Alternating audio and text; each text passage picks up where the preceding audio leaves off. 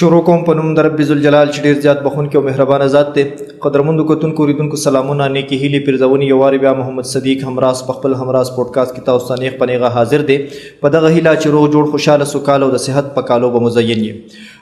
وایي ما د یو چا دومره بې کچه انتظار کړی دی، ما د یو چا دومره بې کچه انتظار کړی دی، ما د ګړۍ د ستن د هرې ټکا شمار کړی دی.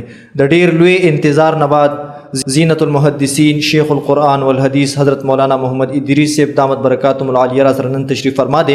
حضرت شیخ صاحب هغه شخصیت او د پښتنو هغه دستار دی چې دې دستار په هر ول کې د علم قصه پرته ده. حضرت شیخ صاحب په پښتنه خوره باندې د پښتنو دپاره د علم او فهم ډېر لوی خدمت کړی دی. حضرت شیخ صاحب الله تعالی د ژبې حلاوت، بلاغت، فصاحت په هغې کې د کمال ندرت او د فکر قدرت ورکړی دی. دغه قدرت کامله دوی ته څنګه عطا شوه، په خلکو کې د قبول عام سند دی څنګه بیا موندو، په دغه حواله به حضرت شیخ صاحب سره طویلا او تفصیلا خبرې کوو. حضرت تاسو ته زه په خپل پروګرام همراز پوډکاسټ کې هرکلی ویم. السلام علیکم ورحمت الله وبرکاته. وعلیکم السلام ورحمت الله وبرکاته. زم ستاسو په دې دعوت پر راتلو ډېر خوشحاله او تاسو شکریه ادا کوم. ډېر مننه حضرت، ډېر زیات نن خوشحاله یم د زړه د تله چې ستاسو غوندې هستي زموږ ځای ته راتلل او دا خپل مبارک قدمونه او موږ سره ناستې دا ما لپاره ډېره فخر خبره ده. ډېر زیات خوشحاله یم. حضرت لومبۍ پوښتنه د روایاتو مطابق تاسو خو الحمدلله روښانه او ځلانده ستوري یې، اظهر من الشمس یې، د هېڅ تعارف محتاج نه یې.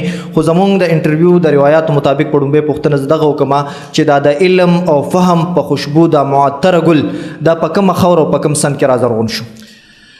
بسم الله الرحمن الرحیم نحمده ونصلي على رسوله الكريم. ټولو نه مخکې خو زه ده ووایم چې دومره القاب او صفات زه قابل یم چې تاسو راکړل. دا ستاسو هغه حسن ژوند دی په ما حضرت دا ډېر کم ستاسو دپاره. من انا سستم کې من دانم، ځان زه ښه پېژنم چې زه یو ډېر کمزوري طالب العلم یم. دا صرف او نور اسم نشته، د خپلو مشرانو د خپلو استادانو د دعا نتیجه بالکل جی چې ما ته خپلو استادانو او خپلو مشرانو، خپل والد صاحب، خپل باباجي ډېرې دعاګانې کړې دي جی بالکل، او د هغوی مې خدمتونه کړي دي. بېشکه د هغوی د زړه نه مې دعا ایستې ده. صرف د هغوی دعاګانې دي چې دا خلک را سره محبت او مینه کوي. الحمدلله. نو بس دغه یو وجه ده. صحیح صحیح صحیح. حضرت که د خپل پیدایش حوالې سره چې تاسو په کومه خاوره او په کوم سن کې زه په پیدا شوی په 1961 کې ښه جي 1960 ښه جي او اصل تاریخ زما د مارچ میاشت ده. ښه جي د مارچ په میاشت کې زه دنیا ته الله پاک را لېږلی یم، صحیح پیدا شوی یم جی او غالبا چې 21 تاریخ دی یا 23 پکې خطا کېږم، ښه جي 3/1961.